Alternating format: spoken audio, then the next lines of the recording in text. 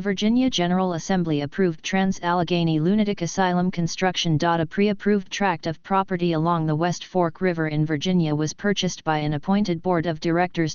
Prison workers started construction in late 1858. Most of the construction materials, including blue sandstone from Mt. Clair, West Virginia, were found locally, and professional German and Irish stonemasons were hired. The Civil War halted construction in 1861. The government sought the hospital's leftover construction money for defense when Virginia seceded.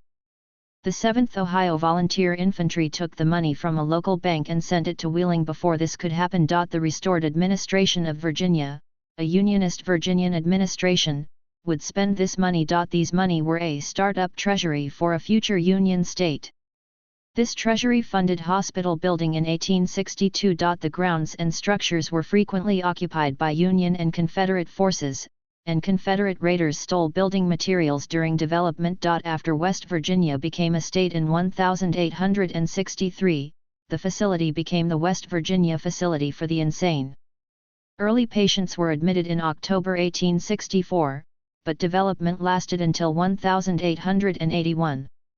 The 200-foot central clock tower and black chambers were constructed in 1871 and 1873, respectively. A farm, dairy, waterworks, and cemetery were on the hospital grounds to make it self-sufficient. Asthma, sloth, egotism, family problems, and greediness were criteria for asylum admission back then. An overwhelming number of patients were admitted, leaving the facility short on personnel and beds. A gas well was dug on hospital premises in 1902. The name was changed again in 1913 to Weston State Hospital. The hospital, originally planned to handle 250 patients alone, hosted 717 in 1880, 1,661 in 1938, over 1,800 in 1949, and 2,600 in the 1950s in overcrowded circumstances. The facility had epileptics, alcoholics, drug addicts, and non-educable mental defectives, according to a 1938 survey commission from North American medical organizations.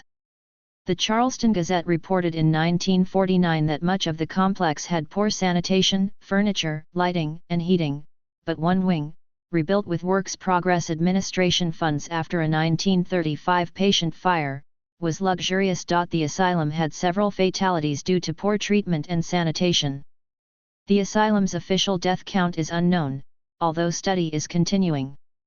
Weston State Hospital hosted the West Virginia Lobotomy Project in the early 1950s. Historian Titus Swan estimates the number to be in the 5-figure range. Because asylums were overcrowded, West Virginia and Walter Freeman tried to employ lobotomy to lower patient numbers. The hospital's population dropped in the 1980s owing to mental illness treatment modifications. Uncontrollable patients were caged. Then Governor Arch Moore revealed intentions to establish a new mental institution elsewhere in the state and turn Weston Hospital into a jail in February 1986. Moore ordered jail conversion construction, but the state declared it unlawful and halted it. Weston's William R. Sharp Jr. Hospital replaced the state hospital in May 1994. The court ordered the closure owing to a class action lawsuit by patient families. The structure and grounds have been virtually empty save for fairs, religious revivals, and tourists. Paintballing off-duty municipal, county, and state police officers destroyed all 4 levels in 1999.